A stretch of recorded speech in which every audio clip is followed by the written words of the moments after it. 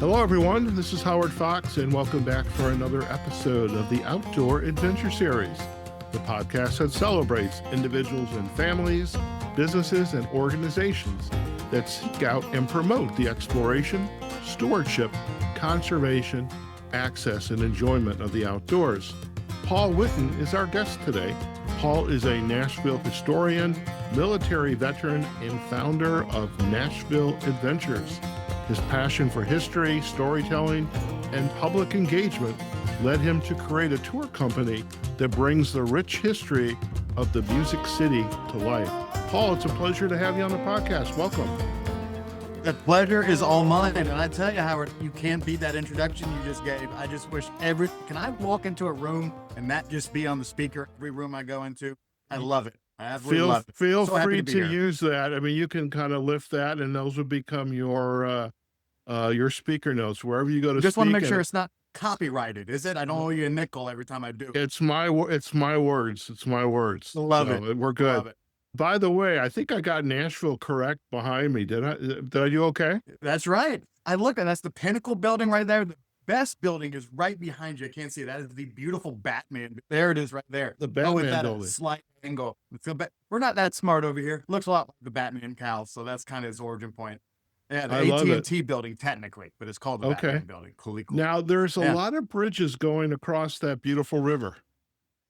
Mm-hmm. There is. You got our pedestrian bridge right over there that connects Broadway to the Tennessee Titans Stadium, which is a little bit to the right there. And you have all these other bridges here. That's right. You nailed it. That's it right there. And that's what kind of makes Nashville unique. Nashville was built around that river. That is the Cumberland River right here. Okay. Very nice. Now, I was in Nashville once many years ago, and I was at a conference and we went to the Grand Ole Opry, and it would have been very nice to have taken a tour of Nashville and seen more of the surroundings. So as an outdoor journalist, podcaster, I get to do that now, is whether it's in the urban setting or the true nature setting. And it looks like a really fun city to explore, and you don't have to be sitting at a desk like you and I are doing right now. You can get out and enjoy yourself, get some exercise going. Amen. And what I think is unique about Nashville, and this is just my hot take, is Nashville a unique city that its story is best told not behind glass. It's where it happened. It's outside. You see, you pointed out the bridge earlier. To the right of that bridge, you can see a very little bit of it is Fort Nashboro. That's the foundation of this city. It is right next to Broadway, the heartbeat of this city. It's been in the same place since 1787. And the glory of that is not told behind glass and, a nice museum. It's told where it occurred. And what makes unique about Nashville is everything you want is pretty much in one central location, pretty much within a half-mile radius of where that bridge you pointed out earlier. And the glories of this city are best told outside. It really is. And that's my hot take, but to be honest with you, it ain't that much of a hot take. I can tell you're in the outdoor adventure and the history, because you got this rolling off the tongue just like that. There you go, buddy. Are you originally from Nashville? I grew up somewhere else, but I've been in Nashville for so long. I did 8 years in the Army, which brought me to all sorts of places in close proximity to Nashville. And before I became the founder of this company, I never knew what I wanted to do when I grow up. So I've done everything in the world. I've said that before, by the way. Yeah. I tell you, Howard, we might be kindred spirits here. There's about 6 or 7 I know there's a lot of, for our listeners, we were kind of getting settled in, getting to know each other, and he's using words. Paul's using these words. They're like, I say that. So yeah, we must somewhere where we got ESPN or something. I can tell. There you go. So, but yeah, it's kind of, go ahead. No, so now I've lost my train of thought. I should have just let you go and just, okay, I'm good. I'm good with this. And I'm not even going to edit that out, by the way. I'm going to leave that. No, have fun. This is good. I love this. So you've been in Nashville for how long? Living here since about 2019, 2020. Really? Yeah. Not that long. Yeah. Yeah. But I was at some stuff at Fort Campbell in Kentucky, which is about 45 minutes north. I've been in this area, and my whole historical focus was on frontier America. And when you think frontier, people think Wyoming, California, Oregon Trail stuff. But the original frontier was Tennessee. Yeah. That was the original Wild West. That's why we all wear cowboy. Well, that's why the tourists come here and buy cowboy hats over here, is because of that. And That's that's true. kind of unique thing. It's a story that people don't know. And the great thing about this origin point is it'll enhance your understanding and appreciation of the city while you're here. Okay. And so, like, when you went down there, Howard, and you said, I went to the Grand Ole Opry, and one thing that I wish people could experience is, why is the Grand Ole Opry here? Hmm. And if you kind Okay. of understand why this is Music City, it'll help you appreciate the live music and the alcohol consumption and the partying and all that stuff that you'll enjoy in the afternoon and evenings. The Okay. foundational pillar of understanding will always lead to an increased likelihood of enjoyment. That's Okay. kind of the whole method of operation we kind of live on in my business, at least. That's the Okay. hope. No, I can't let this slip by then. Why is the Grand Ole Opry in Nashville, Tennessee? Oh, there you go. The unique thing about the Grand Ole Opry is the Grand Ole Opry wasn't always a live music. It Okay. was a musical studio. Excuse me, it was a church. It was a Union Gospel Tabernacle. Okay. But the Grand Ole Opry was here is because there was a whole unique junction of musicians here in musical art. And there was a radio station that was here through a big antenna, the WSM 650. It was a 500-watt antenna. It's currently in Brentwood. And that used to be able to spit out at such a high wattage, basically one of the first AM radio stations, that this became the location to be heard nationally. Mhm. And the only conduit to be heard nationally was this location. The only way to get famous nationally is to be heard nationally. So everyone started coming here for this radio show. Eventually, the WSM 650 Grand Ole Opry turned into a live music video with an audience, which was at the Ryman starting in the early 1940s, until it went to its new location in 1974, which is where you saw the Grand Ole Opry, which is in the Opryland area next to our airport. Okay. And that whole evolution of that and the location of it being an old church, there's a great argument to be made that that led to outlaw country, my favorite genre, the Mhm. rhinestone cowboy outfit, the whole world likes to make fun of, but I think it's Right. a unique story that if they knew it, they would appreciate it more.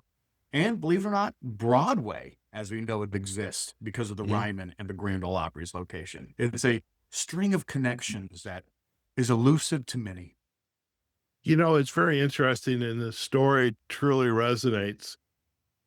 I live in Las Vegas right now. Mhm. I love the desert, the dark skies, Mhm. the Mhm. hiking. Oh, yeah. And I originally was living in Chicago. That's where I spent half my life at the time, and originally from the Detroit suburbs. And Chicago, as you very well know, is very, as a historian, I can appreciate that's where the blues really kind of came into its Mhm. own with Chess Records, which was down the street from where I lived. I A love it. lot of those musicians came up in the big South, down in Louisiana, Mississippi, Alabama, and they Mhm. worked their way up north. And I remember seeing some of the history about how they eventually got to Chicago. I suspect, and maybe I'm incorrect, maybe I'm correct, in which case I'll get a gold Mhm. star if I am, There you go, is big they one. probably made their way to Nashville, those musicians, because that was the next big spot to get their music Mhm. played. And then some of them kept going, ended up in Chicago. Yeah, I would say there's a great chance of that. Everyone kind of defaults for blues at Memphis, and there's a Okay. lot of truth to that too. But the reality is there was a beautiful railroad, the L&N, Louisville Nashville Railroad, that Okay. connected Louisville to Atlanta, and that was a Ah, whole thing. And so if okay. you wanted to go north, it was a lot easier to go via rail, and this was true all the way to the 1940s and 1950s, than it was to go just from Memphis north. And you can see that in kind of unique ways. You remember this show called Soul Train? It was a Oh, big yeah. show in the 70s. Oh, yeah. There was another show called Night Train, which Oh, yeah. didn't last as long, but basically was a carbon copy of it. That was filmed in Nashville. There is a Okay. blues history here that is not really reported on, especially in a location called Jefferson Street, which has been heavily Right. gentrified since its heyday. But yeah, there's a lot of truth to that. And I will even go on a hot take on why folks in Mississippi and Louisiana moved to those locations, but why there's so many great artists from Mississippi and those locations of Louisiana, why they helped create these genres. Right. And my theory is that there's nothing to do in Mississippi other than play music. and you're just getting bored out of your mind. Whether you're Elvis Presley, whether it be Elvis Presley, Tupelo, Mississippi, there ain't nothing really to do in Mississippi. There's barely anything to do there now. I can't imagine it in the 20s and 30s. We don't want to So be when he goes, disparaging in Mississippi now. I'm a Northerner. I'm a Yankee, but I will not. I can't. I think Mississippians will agree with me. I'll be honest, especially if you're in the Tupelo, Starkville area. Were you born and raised in Mississippi? No, I was not, but I've been Okay. around, brother. I've been around. I know you've been around. Okay. I was just wondering if you're just kind of yanking your hometown's chain a little bit. Okay. No. I'm just brave. No one can find where I live, so I'm pretty safe. All right. But yeah, so Elvis had nothing to do. So he went to the one town of prominence that's in close proximity that increases the likelihood of him being heard nationally, and that's Memphis. And then he went over to play at the Ryman at the Grand Ole Opry in 1955 and failed miserably. All these artists and writers come from these areas and go to the closest town of prominence, which was Memphis and Nashville. Wow. Interesting. That is a hot take. People will disagree with me on that. They're wrong, but they will disagree with me on that. This is my show, and today you are spot on. I love it. I love it. So I am curious, how did you get so interested in history? And was this something that always been a part of your DNA? Did you have an aha moment somewhere like, wow, how did this happen? That is a great question. And joking aside, there was a time in the 1990s where the History Channel had history on it. It was a glorious I time. remember that. Yeah. And before the Pawn Stars and making swords and all this other stuff, Ancient Aliens, there was a time where everything was just documentaries. And I remember watching this when I was younger, knowing what Battle of Stalingrad meant for the victory of the Allies in the World War II, the failures and successes of Stonewall Jackson and various campaigns in the American Civil War, only because of that involvement and sitting down with my dad watching the History Channel. It's unfortunate that isn't like it used to be. Yeah. When I joined the Army, I was blessed with the opportunity to go to a military academy. I went to the Citadel, which is a drinking school with a military problem, if you ever heard of the Citadel. And so I went over there as a cadet, and I always felt like I was not smart enough to really succeed in any other major other than this one thing I was passionate in. So I went to the Citadel, did history. I went to Afghanistan, got hurt. And when I got hurt, they flew my happy self to Fort Knox, Kentucky. I had a couple back surgeries. And while I was in the process of going through physical therapy in the morning, I was nothing to do in the afternoon. I was bored out of my mind. So I volunteered, go give free tour. Well, I couldn't have made money. I was an active duty soldier at the time, but basically give tours of the Patton Museum at Fort Knox. I was 22 years old. I was a baby. After my time in the Army, I was a UK parliamentary fellow. I did 3 years in the Peace Corps. I was corporate Amazon for a number of years.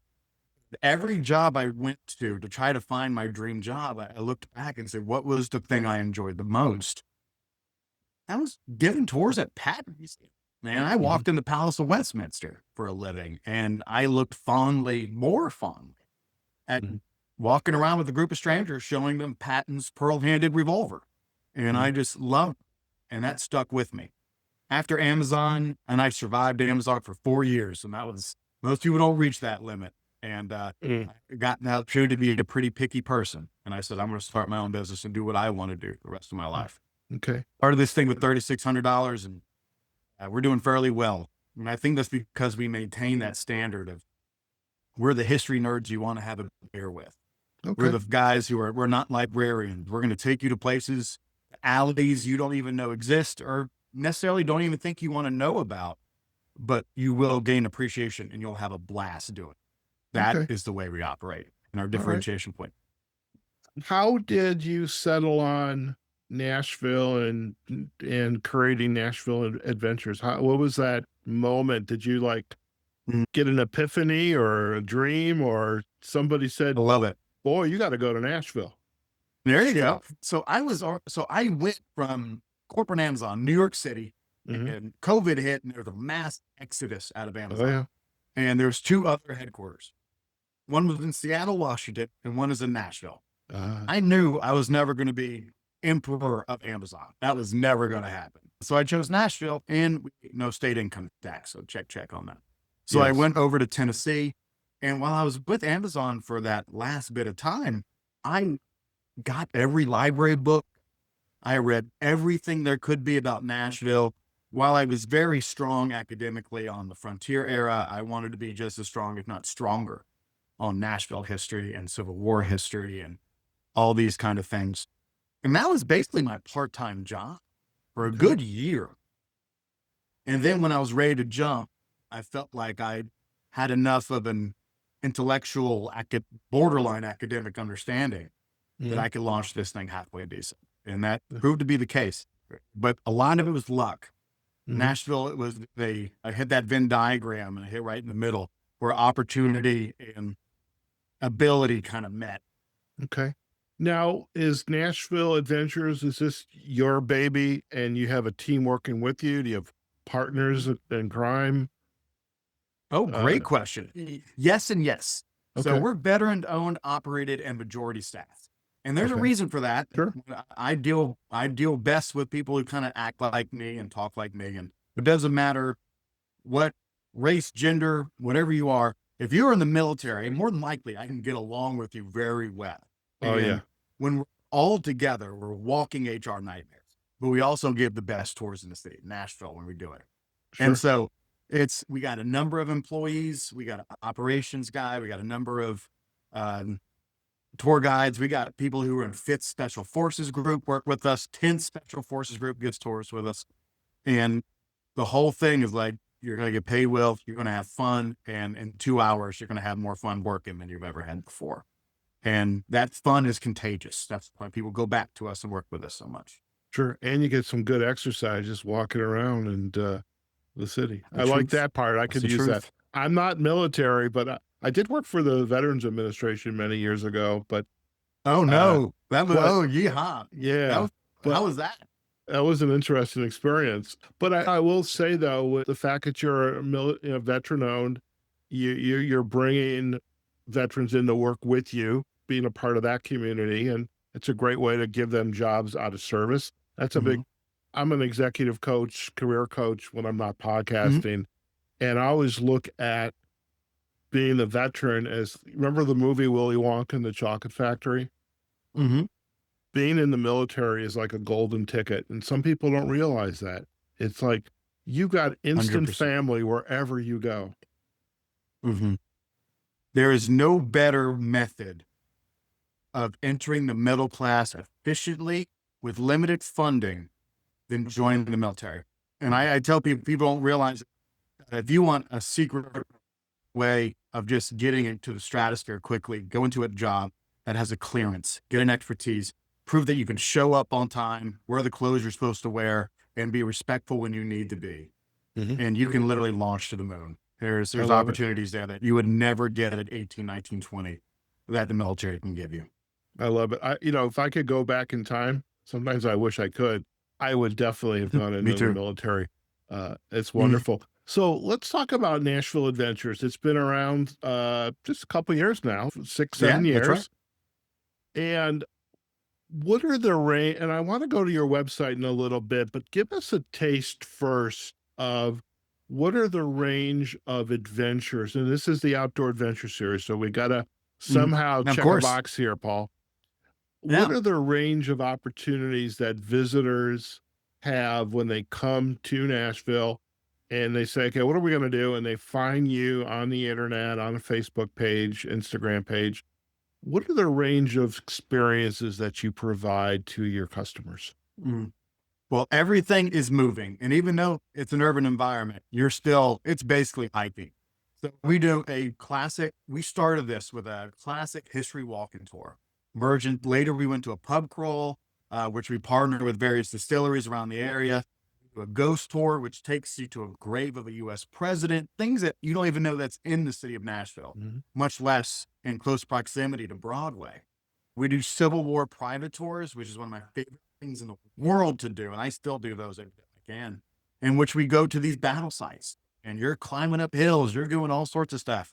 Of course, we can adjust this if someone does not have that ability to do that, But there's nothing I love more than talking about the Battle of Nashville and talking about the Union Army going up Shies Hill to engage the Confederacy at Redoubt 5 that totally changed the landscape of the American Civil War and basically destroyed the Confederacy in the Western Campaign.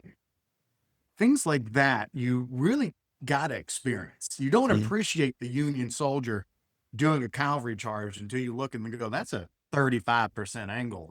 They ran up there under fire. And there was artillery piece. So I love having people experience that. I think that's a separation point. Not to use a too fancy academic term here, but I think it increases the sticky factor. You're going to remember that long after, comparatively, if you went to a museum. You're going to look at a glass case and go, that's pretty cool. Go to the next thing. When you climb up that hill, you appreciate it more.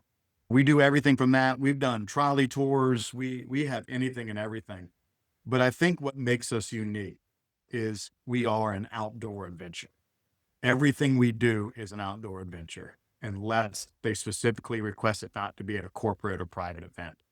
And I think that's what makes this so enjoyable for people. I really do. Okay. I am curious, because the river is behind me. Is there history along the river? Yeah. So that's the Cumberland River. So the city of Nashville was founded by John Donaldson and James Robertson, who were both in East Tennessee. If anyone knows the song Rocky Top, you ever heard the song, they get their whiskey from a jar. That's a tongue-in-cheek reference to alcohol consumption, but also to the fact that they can't grow anything in East Tennessee. It's called Rocky Top because the ground was a rocky top. So there was a movement and desire to go someplace that had a little bit more fertile grounds for people to grow things. John Donaldson went by that river that's right behind you, landed literally right at that spot, past those where you had between the Red Bridge and the pedestrian bridge. Landed right there, created Fort Nashboro. They changed the name from Fort Nashboro to Nashville after the War of 1812 when it sounded too British. So they named it Nashville after Nashboro. But that river is a dynamite location. After connects through other rivers to the Mississippi River. So after General Grant won the battles of Fort Henry and Donelson in February of 1862, he was able to sweep eastward and move folks along that river and land right there in the American Civil War to occupy this town. This was the first Confederate capital to be occupied, and it stayed that way until Lee surrendered to Grant in Appomattox Courthouse. This city is a transformative city, and the reason why is because of that river. Okay. Is there fishing and kayaking on that river? Yes, I would not do it close to Broadway, though, because you're going to be dodging drunk bachelorettes and beer bottles. But if you go down, just on it. But there is some great rivers down there. We are thinking about going to kayaking tours. It depends on the insurance, to be honest with you. But we are looking into doing that. But yeah, you can absolutely do that. There's some absolutely wonderful hiking locations that are connected to greenways that have wonderful parking lots. So you can just walk a short distance. One of those is the Stones River Greenway, which connects to Stones River, which is an excellent place to go there.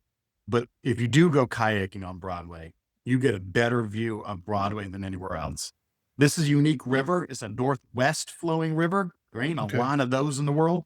So it's kind of this unique place. You can go up there.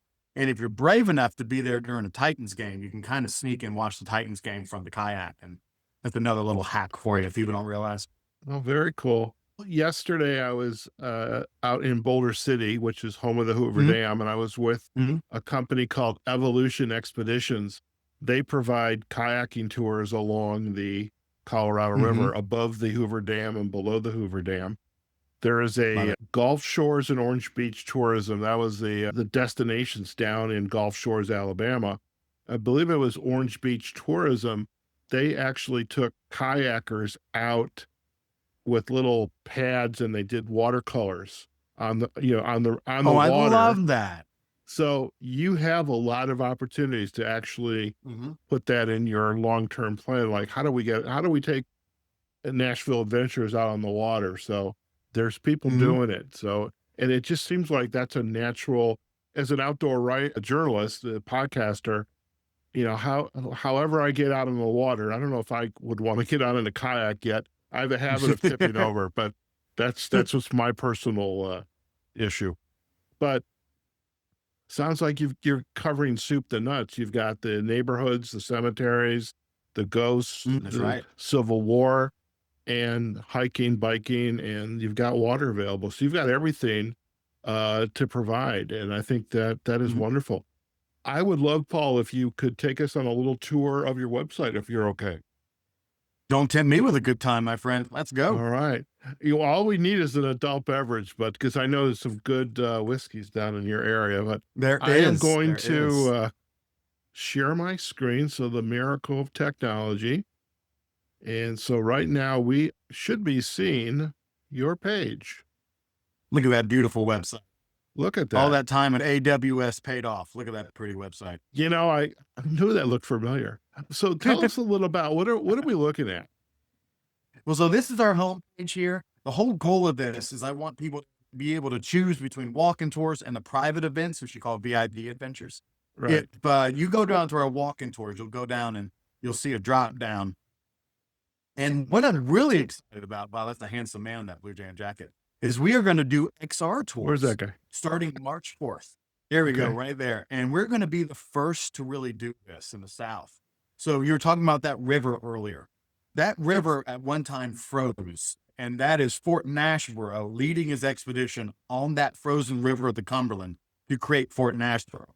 While we have folks on our tour, they're going to have this XR headset, and that river is going to freeze via the magic of computer technology and the worldwide interwebs. And they're going to see John Donaldson go up and start creating Fort Nashville. They're going to meet some of those first settlers and talk to them and feed their horses through this headset. And it's Okay. not the whole goal of this is not to replace the history, to enhance the history. Right. And we're the first ones to really do this. We're also going to be at the alley in between the ramen and the Tootsies, which is a very nice hockey talk, as well as see the state capitol evolve. Okay. I'm really Sure. excited about this. And we're the first one to do it, and it's history and a new way of being told to an audience that relies heavily on technology to function. So we're kind of meeting that demographic where the tech is. And I'm very I love excited. it. And we'll have this episode well before March 4th. So be a Woo! great Love it. launch for that. Okay. And we have all these luxury events. So the Champagne and Boots kind of speaks for itself. That's more of a planning service. But Mhm. we also, if you look to your left, have a Civil War leadership and strategy tour. This is this serves a number of different purposes, but there is something called a staff ride in the Army, in which you go through the decisions of a brigade commander, in some cases a company commander, and the leadership decisions they make in real time in the course of a battle. And the Mhm. person who leads that is usually a National Park Service historian or something of that nature. No one's really been doing that for companies. Mhm. And there is enough of people lose their minds over a Navy SEAL, Jocko, and those guys, and people just lose their minds about that. And I thought there was a need or a desire for people to kind of feel the military experience of a staff ride and just translate those military leadership lessons into corporate and business lessons. I love And it. I got to love it. justify these useless business degrees and history degrees. So There you this go. is kind of our time to kind of do that. And it's worked very well. We did the West Point Entrepreneur Summit, which was super cool. But that is really the most fun thing in the world. We have some incredible cemeteries over there. That pyramid right there, that's Mount Olivia Cemetery. And that cemetery has some really fascinating stuff. It's got Confederate Circle, which when people go there, they cannot believe that still exists. It is basically the last hurrah of the Southern cause, which if anyone knows anything about that, this was a front really pushed by the Daughters of the Confederacy to repaint the picture of the causes of the American Civil War. Gotcha. And it created a whole political structure in the American South, the Dixiecrat movement, all these things. And it's a really dark aspect of history. But I really found this to be a unique challenge because there's a story in that story being told. Mhm. Everyone says that whoever wins the battle or the war creates the narrative. Right. There's a great argument to be made that is not true in the American Civil War. The South created a narrative that was not exactly accurate. And that narrative was perceived to be true, the whole states' rights narrative. Sure. And I think that's a really fascinating discussion. So Mount Olivet provides that opportunity to go to a place and see how that origin point was created. At the same time, we're going to meet John Donaldson himself. We were talking about that. James Robertson, the founders. Meet Sam P. Jones. Meet Captain Thomas B. Ryman, Chet Atkins, and all these fundamentally important figures that define Nashville. And that's through it is through the tombstone. Do you ever have actors who are portraying those folks? Man, I tell you, here's my hot take on that as well. I'm giving you a lot of these hot takes, but actors at cemeteries are really hard to pull off well. That is, and I mean, we could probably do it in October. That's probably a window where we could do it, but you're hiring a community theater guy to dress up and kind of represent a figure, which is a very real person. And it's very hard to not come off as tacky. Okay. Or at best tacky, at worst insulting. Sure. I love this. I happen to love cemeteries. And when I would visit Boston for project work, I was I'm a recovering IT business consultant. And I used to love when I work on projects in Boston, go looking at the cemetery. Like in Chicago, there's a very famous cemetery with wonderful tombstones, the cemetery down in New Orleans. And there's just something about the history that's in the ground. It's there.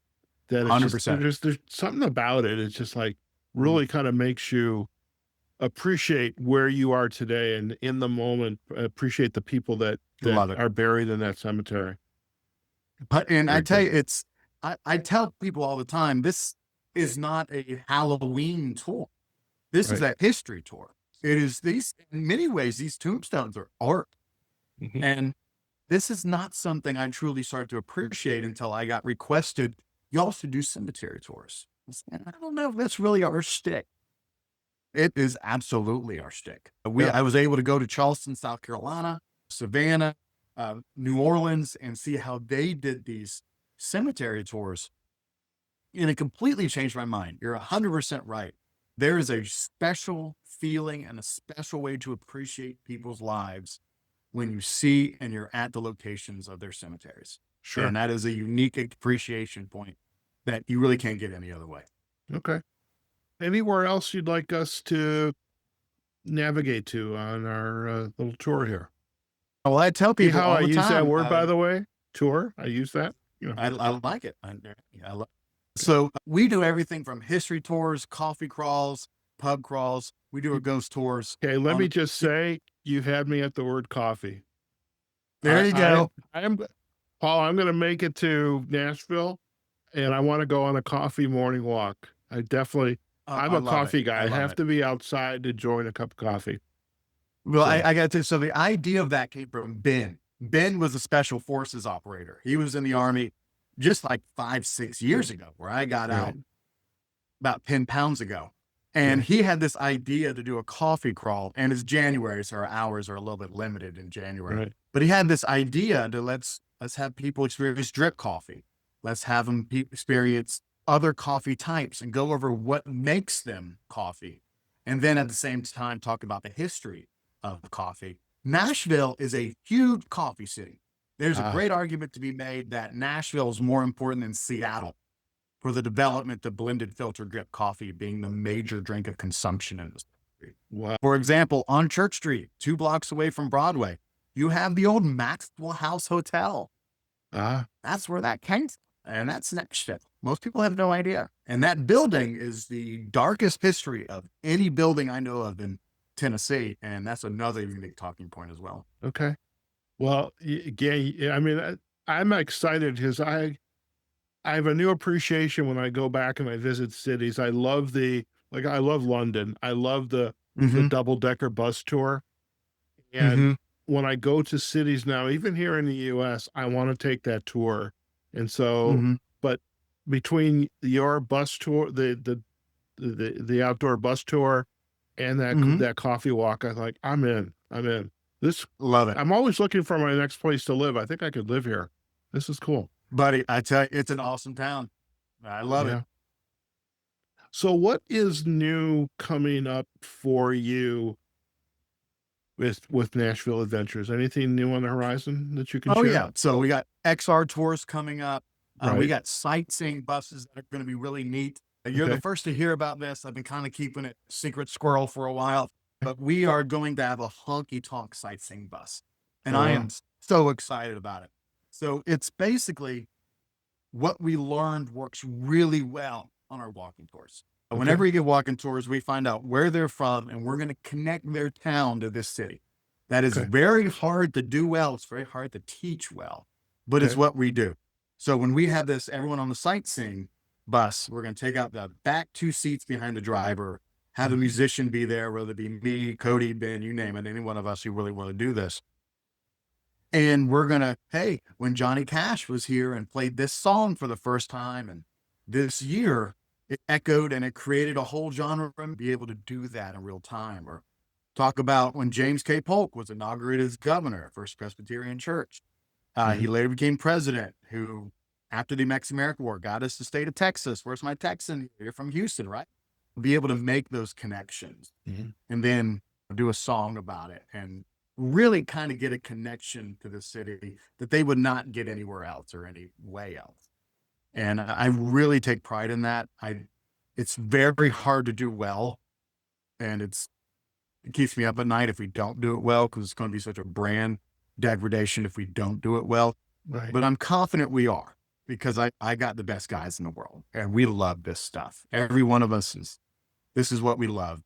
You I know, we love could it. have real jobs, but we chose to do this. Well, it's interesting when I interview destinations, like there is an organization, I would imagine it's called Visit Nashville. Okay. Oh, yeah. And in fact, our annual conference last year was in Chattanooga. Okay. Great Uh, town. yeah. And Love me some perfect town for y'all. Outdoor adventure people. That's it. yeah, Chattanooga's great. I mean, they loved it. And I just think that their jobs, working for the destinations, your job, people are coming into the city. They want yeah, they're going to go to the conference and do Mhm. the business stuff, but they want to do more than just go visit the Grand Ole Opry. They want a little piece of history. They want to understand who lives here. What is the history? How did it get started? And I love the Mhm. fact this is what you are providing to those folks that want a little more than just the business. They want some adventure and experience and discovery in their life, and that's what you're providing. So Yes, sir. I love that. Before we head out today, I am curious, and you kind of are alluding to it. So hopefully, this is not going to be whether it's repetitious or not. I want to bring it home as you look back in your career and like you get to do this now. What has been Mhm. your aha moment? When I had someone come back for the first time, like that was it. When I started this, it was just me giving tours on the weekends. That was kind of my proof of concept. And when people started like, hey, my sister's in town, and we came back and I had to have her go to your tour. That was it. This is a proof of concept that is working. And we have not been around 6-7 years. We were around 3 years. And in those 3 years, we got Tennessee General Manager of the Year, Nashville's 40 Under 40, Hitmaker Award. We are, I'm not going to say we're starting in movement, because that's grandiose and ridiculous, but I will say we are doing some unique things that is different. Nashville is unfortunately known as the bachelorette party headquarters of the world. It is unfortunately I thought that only was known Las for its Vegas. used to be Las Vegas. Las Vegas got too expensive. Now, we Yeah, are, that's true. and so now we've been that way uniquely for a while. We have 30 to 60 bachelorette groups per hour in June and July at night on Broadway. We have whole Really? drunk buses that move them around. Oh yeah, when you come down, I'll show it to you. So I really take our goal is to embrace the history of Nashville so people can enhance their trip here. My aha moment happens every time we get a 5-star review, every time someone gets a massive tip on my staff, every time we hear we're going to come back.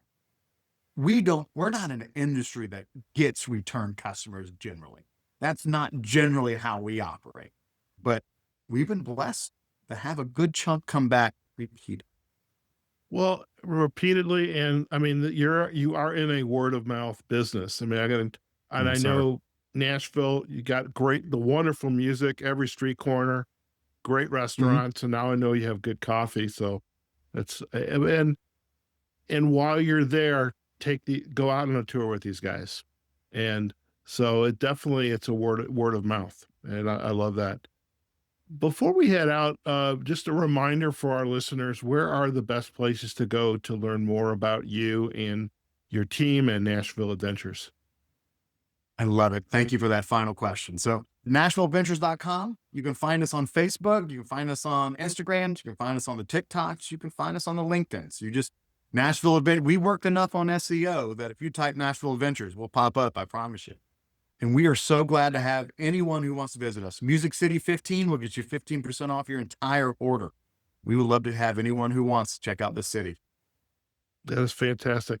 Paul, I truly appreciate you joining us today on the Outdoor Adventure Series. And what I love is when we can kind of combine the outdoor space and the passion, the good food, the good coffee, and just the experiences of just taking in and getting people out and exploring and discovering. And you definitely and your team are doing a wonderful job with that. So thank you again for joining us on the Outdoor Adventure Series. It made my day talking with you, my friend. I appreciate you. All right. Listen, stay in the line. We're going to do a quick close and you and I can have a final chat. Okay. All right, folks.